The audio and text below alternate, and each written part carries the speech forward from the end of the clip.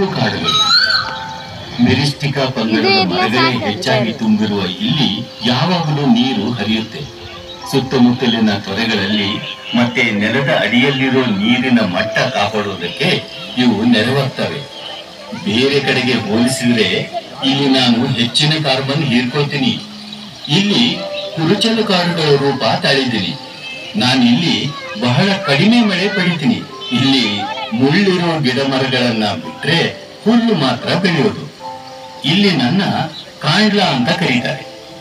ತೀರ ಪ್ರದೇಶದ ಮಣ್ಣನ್ನ ನಾನು ಬಿಗಿಯಾಗಿ ಹಿಡಿದು ಕಡಲ್ ಕೊರೆತವನ್ನು ತಪ್ಪಿಸ್ತೀನಿ. ನನ್ನ ದೊಡ್ಡ ಎಲೆಗಳು ಹೆಚ್ಚಿನ ಆಕ್ಸಿಜನ್ ಬಿಡುಗಡೆ ಮಾಡ್ತವೆ. ನಮ್ಮ ನಾಡಿನ ತುಂಬಾ ವಿಶೇಷವಾದ ವನ ಸಂಪತ್ತಿನಲ್ಲಿ ಶೋಲಾ ಕಾಡುಗಳ ರೂಪದಲ್ಲಿ ನನಗೆ ತುಂಬಾ ಮಹತ್ವ ಇದೆ. ಬೆಟ್ಟದ ಬೀಳೆಲ್ಲ ಹುಲ್ಲು ತುಂಬಿರುತ್ತೆ. ಇಳಿಜಾರಿನ ಕಣಿವೆಯಲ್ಲಿ ಮಾತ್ರ ಗುಂಪಾಗಿ ನಾನು ಬೆಳೆದಿರ್ತೀನಿ. ಹೀಗೆ ಬೆಳೆದ ಕಾಡುಗಳ ಗುಂಪಿಗೆ ಶೋಲಾ ಕಾಡುಗಳು ಅಂತಾರೆ. ಇಲ್ಲಿ ನನ್ನ ಮರಗಳು ತುಂಬಾ ಎತ್ತರಕ್ಕೆ ಬೆಳೆಯೋದಿಲ್ಲ. ಅಪರೂಪದ ಕೀಟಗಳು, ಕಪ್ಪೆಗಳು, ಚಿರತೆ, ಕರಡಿ, ಜಿಂಕೆ, ಆನೆ ಹಾಗೂ ಬಗೆ ಬಗೆಯ ಹಕ್ಕಿಗಳು ಇಲ್ಲಿ ನೆಲೆ ಕಂಡುಕೊಂಡಿವೆ.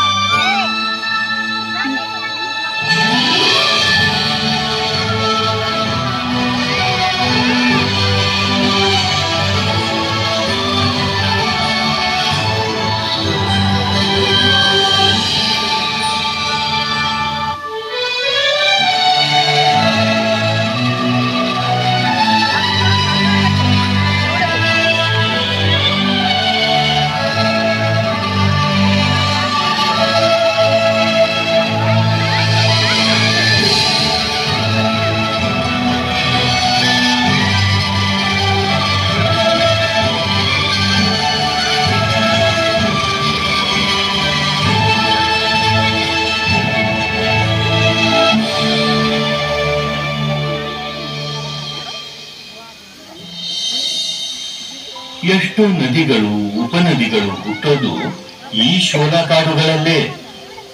ಬೆಟ್ಟದ ನೀರಿನ ಹುಲ್ಲುಗಾವಲು ಮಳೆಗಾಲದ ನೀರನ್ನು ಹೀರಿಕೊಂಡು ಕೆಳಗಡೆ ಇರೋ ಶೋಲಾ ಕಾಡಿಗೆ ಸಾಗಿಸುತ್ತದೆ.